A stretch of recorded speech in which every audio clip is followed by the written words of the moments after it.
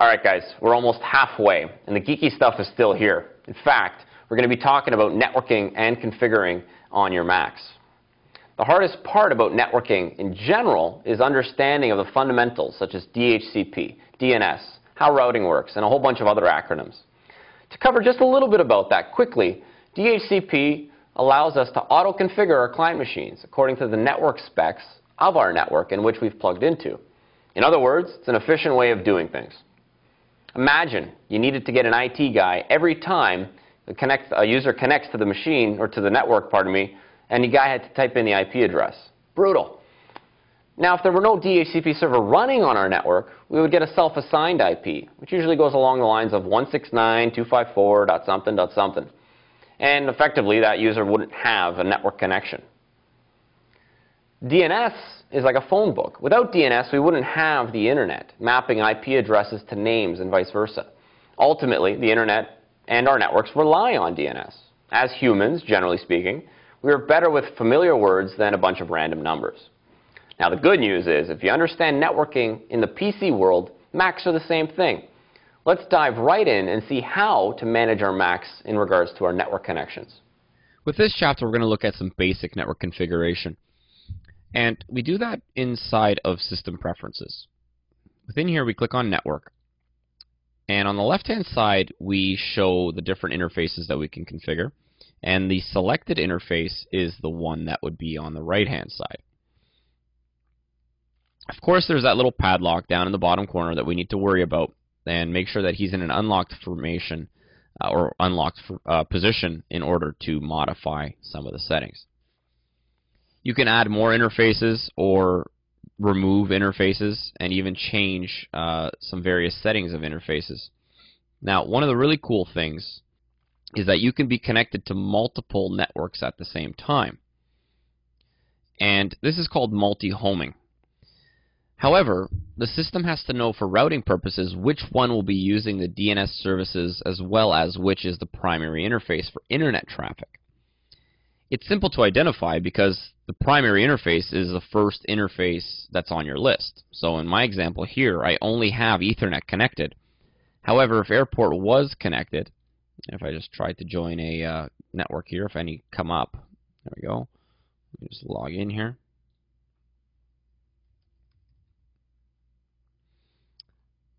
It should get an IP address here shortly, and there it is. And you'll notice Ethernet is my primary connection and Airport is my secondary connection. To change which is your primary interface, you click on this little gear down below, and you say Set Service Order. And I can actually drag Airport above Ethernet to make it the primary interface. Now this is important because the general rule of thumb kind of goes like this. The primary interface is used for your internet connection, and if you have any other connections you're trying to access, such as the local LAN connections, then it will use whichever connection it feels is the best, the most. It'll just kind of pick. It'll do its thing. It's kind of magic. So remember, if you don't have internet access, it could be because you've got the incorrect interface on this. And this is very helpful if you've got multiple interfaces that are on two different networks, specifically if one of those networks is not on a network that has internet, which is pretty great. Now, of course, you can change, DHCP and manual connections with static IP addresses and so on and so forth. DNS server entries, search domain entries. And if we click on the Advanced button here, there's a whole bunch of slew of options that we can do. You can configure IPv6, renew or release your DHCP lease. This is very nice to have and handy to have. DNS entries you can input further or search domains. WINS addresses. 802.1x, so if you're using wireless authentication, using a Radius server or something, there is the capability to do that here. Proxies, so if you've got a web proxy or FTP proxy, generally speaking web proxies are used, you can configure that in here. And of course your Ethernet hardware specs. You can configure it to be automatic or manual, of course, and change the speed and duplexing and MTU if you so needed to. These are rarely changed, however. But it does show you your MAC address, which is quite nice as well. Network locations is a great feature that has been part of OS X for some time and allows you to save multiple types of networking configurations without having to change the settings manually each time. Along the top, you'll see Location Automatic. But if we click on that and say Edit Locations, we can actually add a location, and let's call it Manual, for example. And let's remove FireWire and get rid of Airport here because we don't need them. But we're going to use Ethernet. We're going to actually use Manual Connection. We're going to type in an IP address here. I'm going to use the exact same one that I have. I'm going to do /24, and it's automatically going to populate the subnet and the router because I did the /24. DNS will just use Google servers, and that's that. Now if I hit apply, all is well. Now here's where the magic happens with network locations. If I just minimize this and I click on the Apple menu, I can actually change my location from automatic and manual however I see fit.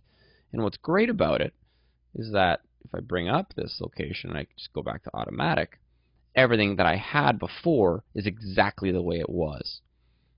This is great when you've got specific configurations that you switch to and from frequently rather than just automatic.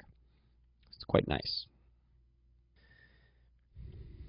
Now with that being said, a lot of times we need a VPN connection, which is a common technology for businesses to use in order to allow their employees to work from anywhere but be connected to internal resources yet securely.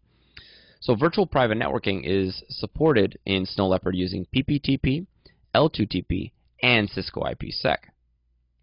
To configure the interface, you click on the plus and simply choose VPN from the listing.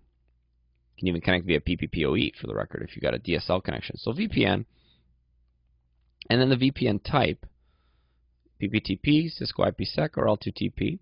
You type in the name, you hit create, and up here you can actually show the VPN status in the menu bar, which you'll see in the menu bar as the little 3 or 4, I don't know, little gauge there nonetheless. And we'll call it something, but server address, I'll just type in a fake one for now. And account name would be your username to log in, so admin, let's just say. And authentication settings here, you would use either password, RSA, secure ID, whatever your setup is nonetheless, and then your shared secret, and potentially a group name if it's configured on this server. And you would just hit apply and connect.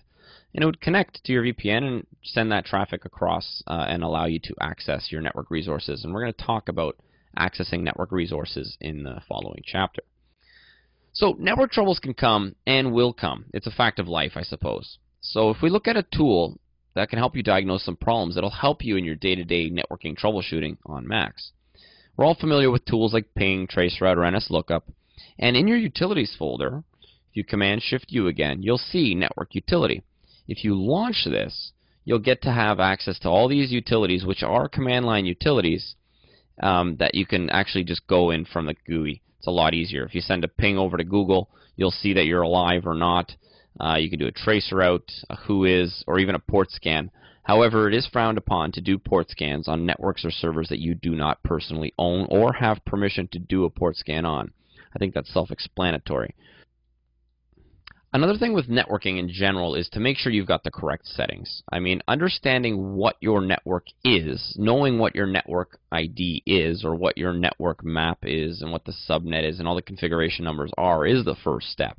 Once you're familiar with that, you can confirm if your settings are correct. If your settings are correct, then you can go and diagnosing, well, is the issue on my local machine? Is it on the network card? Is it on the network cable? And so on and so forth. Network troubleshooting in the grand scheme of things is the same across platform, but now that we know how to manage it from the Mac, hopefully you guys will have greater success in troubleshooting any Mac network connectivity issues. Just to recap, the hard part about networking is the fundamentals. Beyond that, configuring it is all pretty relatively straightforward. We took a look at some of great ways to troubleshoot our network problems and configure our network interfaces. We'll move on to network services from here. We'll see you in Chapter 5.